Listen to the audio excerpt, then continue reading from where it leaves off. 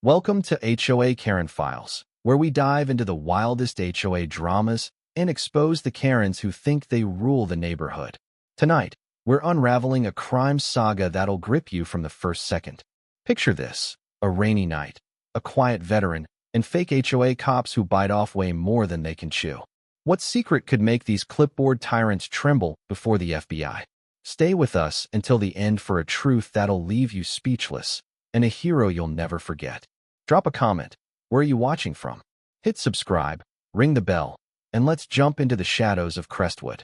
The rain came down in sheets, hammering the quiet streets of Crestwood, Ohio, a small town where every house looked like it was cut from the same suburban mold. Perfect lawns, matching mailboxes, and picket fences lined the roads, all under the iron grip of the Crestwood Homeowners Association. The HOA wasn't just a group of busybodies. It was a regime, its rulebook a Bible of petty regulations, down to the exact shade of front door paint. Lately, they'd upped their game, unleashing the fake HOA cops, a squad of self-appointed enforcers who patrolled in golf carts, armed with flashlights and a hunger for control. Locals called them Karens, a nod to their leader, Karen Pritchard, a woman whose clipboard was as feared as a judge's gavel. At the town's edge, where the subdivisions gave way to older, untamed land, lived Frank Delaney, a 79-year-old widower known as Old Man Frank. His modest ranch house, its shingles weathered and porch creaking, sat on a half-acre of oaks that whispered of a time before Crestwood sprawl. Frank drove a 1968 Dodge truck, its paint chipped, its exhaust rattling like a smoker's cough. Each morning, he'd sit on his porch, coffee mug steaming, eyes scanning the horizon as if waiting for a signal. Neighbors waved, but few knew him. Frank preferred it that way. His life was a quiet rhythm: groceries on Tuesdays, hardware store on Fridays, church on Sundays. But beneath the routine, he carried a secret heavier than the oaks outside his door: a battered metal case, locked tight, hidden in his attic. Frank was no ordinary retiree. In 1972, he'd been a CIA operative in a covert Cold War unit, running missions that never made the history books. One night in Saigon, under a monsoon's roar, his best friend, Captain Thomas Reed, bled out in his arms, a Soviet bullet in his chest. "Keep it safe, Frank," Thomas gasped, pressing a metal case into his hands. "Don't let them win." The case held evidence of Project Emberwatch, a plot by Soviet moles to infiltrate U.S. agencies, complete with names of American traitors. Betrayed by one of their own, Frank's team was slaughtered. He alone survived, vowing to protect the case until the day it could be delivered. For 40 years, he lived in obscurity, haunted by Thomas's voice, guarding the case like a sacred relic.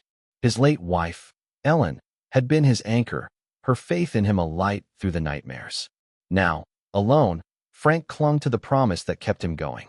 The HOA had tried to tame Frank years ago, when Crestwood's gated empire crept closer. They sent letters, demanding he join and conform. Frank tore them up. His land, bought in 1955, predated their rules. The HOA backed off, but Karen Pritchard never forgot. To her, Frank was a rebel, a flaw in her perfect system. Karen, a former corporate executive fired for ethics violations, had clawed her way to HOA president, turning Crestwood into her personal fiefdom. Her fake HOA cops, led by Stephen Whitaker, a failed car salesman with a Napoleon complex, enforced her will, fining residents for minor infractions and pocketing extra fees through a shady vendor scheme. Karen's ambition wasn't just control, it was domination, and Frank's defiance was a personal affront. On a drenched October evening, the air thick with mist, Frank broke his routine. He climbed into his truck, the engine coughing to life, and set the metal case on the passenger seat. Its leather strap was worn, its latch gleaming faintly under the dashboard light. His hands, calloused from years of hard living, gripped the wheel. 3 weeks earlier, a plain envelope had slid under his door. No return address, just a typed note. Clearance granted. Delivered to FBI Field Office, Cincinnati, October 15th. Frank's heart had raced. The moment he'd waited 40 years for was here. Tonight, he'd honor Thomas, Ellen, and the team he'd lost. The rain-battered Maple Drive, Crestwood's main artery, as Frank headed for the highway. His headlights caught signs for HOA bake sales, their ink bleeding in the downpour. Half a mile from freedom, red and blue lights flashed through the fog. Frank slowed, his pulse steady but his senses sharp as a blade. A checkpoint blocked the road. 3 golf carts, their roofs dripping, and a cluster of figures in reflective vests. These weren't real cops. Crestwood's police didn't waste time on checkpoints. These were Karen's fake HOA cops, led by HOA Steve, his windbreaker soaked, his flashlight beam cutting the night. Karen stood beside him, her ponytail swinging, her clipboard clutched like a shield. Frank rolled to a stop. Steve strutted over, smirking. "Evening, sir.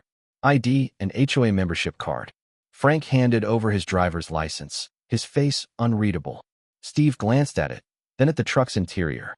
The metal case caught his eye, its latch glinting. "What's in the case?" he asked, leaning closer, his breath fogging the window. Frank's voice was low, deliberate. "It's not for you. It's for the Bureau." Steve's smirk faltered. The Bureau? That wasn't in Karen's rulebook. Karen stepped forward, her eyes narrowing. "Open it," she snapped. "We're authorized to inspect suspicious items." Authorized by her own ego, more like. Frank shook his head. "It's not yours to open." The air grew heavy. Steve signaled to Gary, a burly ex-bouncer with a chip on his shoulder, and Linda, a retired accountant who lived to catch rule breakers. They flanked the truck. "Step out," Steve said, his tone hardening. Frank complied, moving slowly, his boots splashing in a puddle. The rain soaked his flannel shirt, but he stood tall, eyes locked on the case as Gary reached for it. "Don't," Frank said, his voice a quiet warning, sharp as a knife. Gary hesitated, his hand hovering. Karen scoffed. "Take it." Gary grabbed the case, handing it to Steve, who clutched it like a trophy. Frank's hands twitched, a flicker of the operative he'd been. He could have disarmed them in seconds, but that would risk the mission. Steve grinned. "You're coming with us, old man." "Clubhouse." Now. Karen produced zip ties, and bound Frank's wrists, her fingers tight with spite. The indignity burned, but Frank stayed silent, his mind on Saigon, on Thomas's dying breath.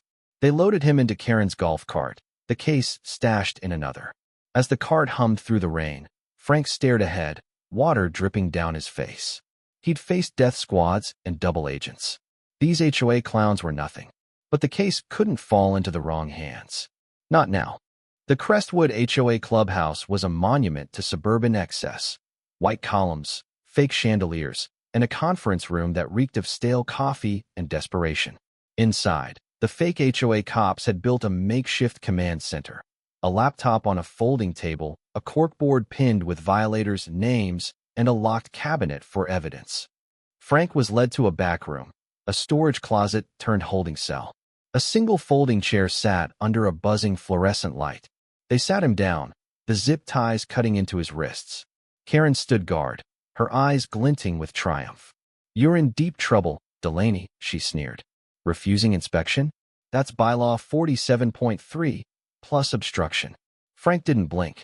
He'd read their bylaws once, a 200-page manifesto of control. They were nonsense. Steve entered, the case in hand. "What's so special about this?" he asked, shaking it. "No rattle, just wait." "Stolen goods?" "Contraband." Frank met his gaze, his voice steady. "You don't want to know." Steve's bravado wavered. He set the case on a table, itching to open it, but unnerved by Frank's calm. Karen, less cautious, reached for the latch. "Don't," Frank said again, his tone like steel. She froze, her hand trembling, then laughed it off. "You don't scare me, old man." But she didn't touch it. Something in Frank's eyes, cold, certain, stopped her. Outside, the HOA board was in chaos. Linda typed Frank's info into their database, a shoddy system bought from a questionable vendor. When she hit enter, the screen flickered. A red alert flashed. Restricted access. Contact federal authorities. It vanished before she could react. "Steve," she called, her voice shaky. Steve rushed over, frowning. "Run it again." Linda did. The screen went black, then loaded a sleek, official interface, nothing like their clunky software. Text appeared, secure individual and item. Await federal response. Do not proceed. Steve's mouth went dry. Karen, peering over his shoulder, whispered, "What the hell is this?"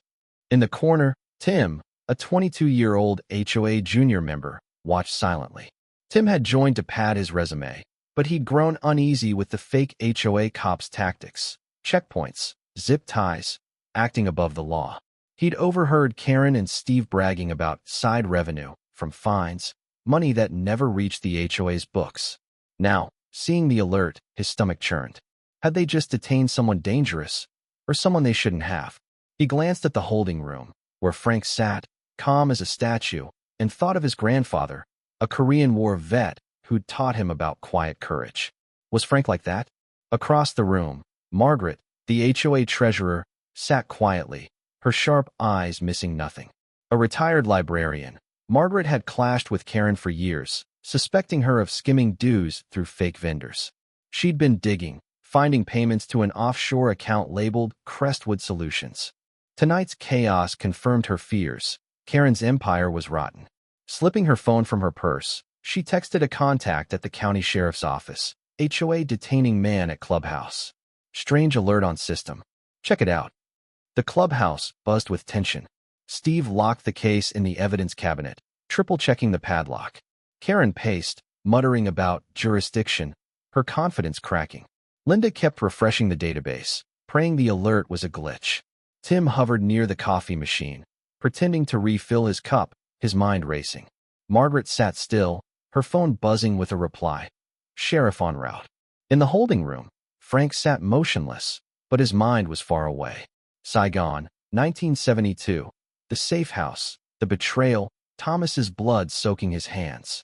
Keep it safe, Frank. The case held a decryption device and documents naming Soviet moles, traitors still alive, some in high places. Frank's team had been ambushed, their mole exposed too late. He'd escaped, vowing to deliver the truth. For 40 years, he'd lived alone, waking to nightmares of gunfire and Thomas's voice.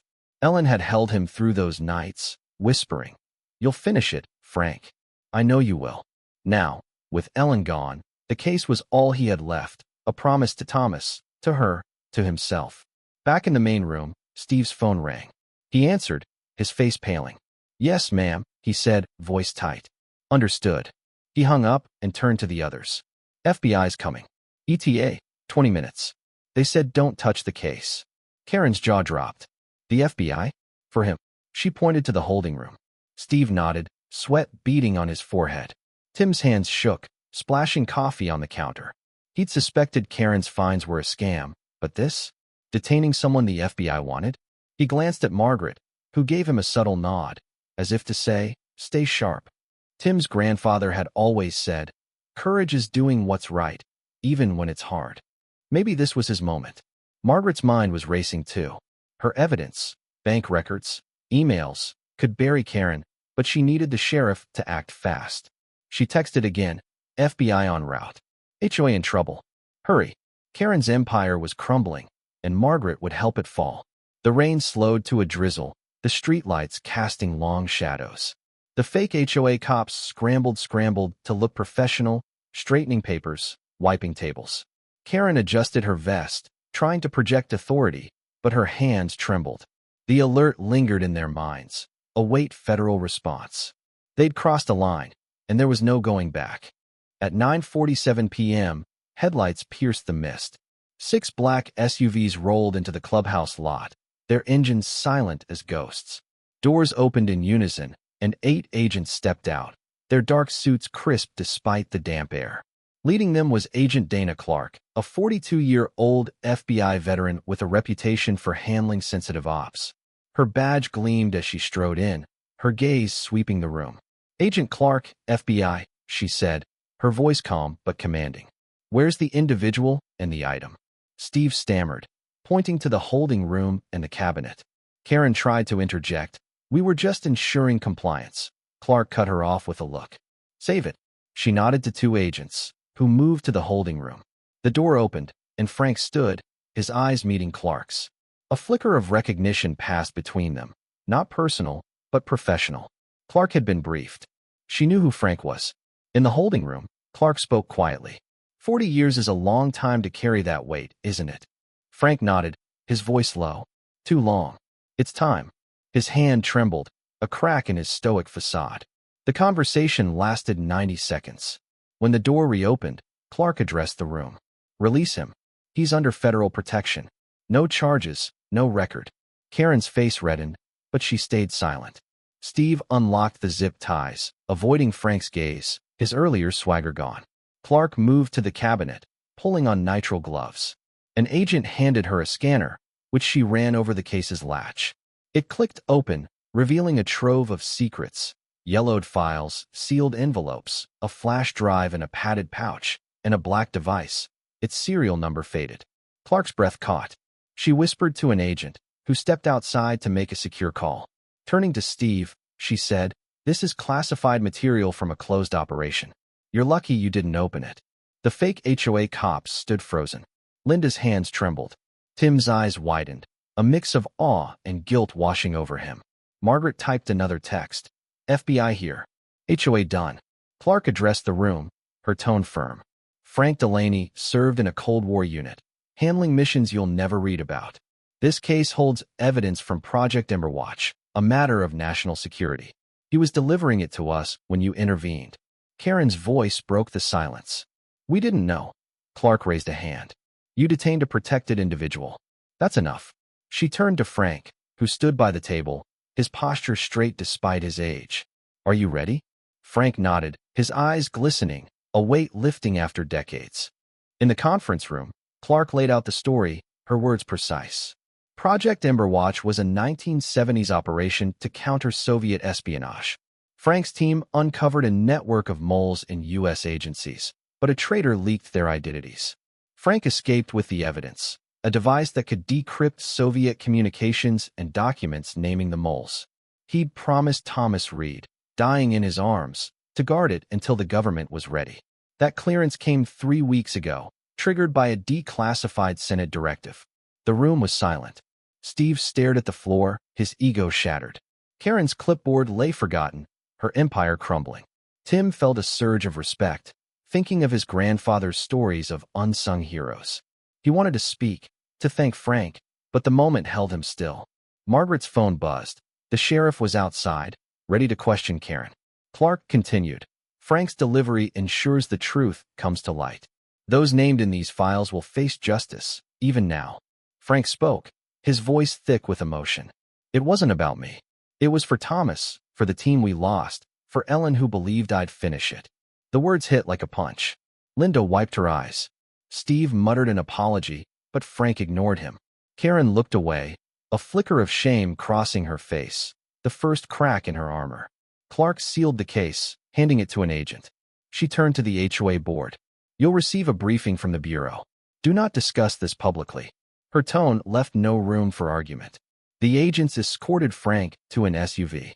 Before entering, he glanced back at the clubhouse, his eyes lingering on Tim. Tim nodded, a silent promise to be better. Frank returned the nod, a moment of understanding between them. The rain had stopped, the lot glistening under sodium lights. The SUVs pulled away, their taillights fading into the night. Crestwood woke to whispers. By morning, rumors spread.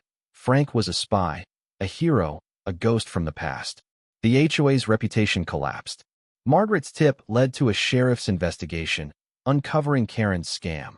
She and Steve had siphoned thousands through fake vendors, laundering money via Crestwood Solutions. Karen faced charges, her reign over. Steve, humiliated, left town. Tim quit the HOA, vowing to live with the courage he'd seen in Frank, carrying his grandfather's lessons forward. Linda retired, haunted by her role, donating her savings to a veterans' charity as penance. Frank returned to his routine, his truck rumbling through town. One morning, at the grocery store, he bought coffee and a loaf of bread.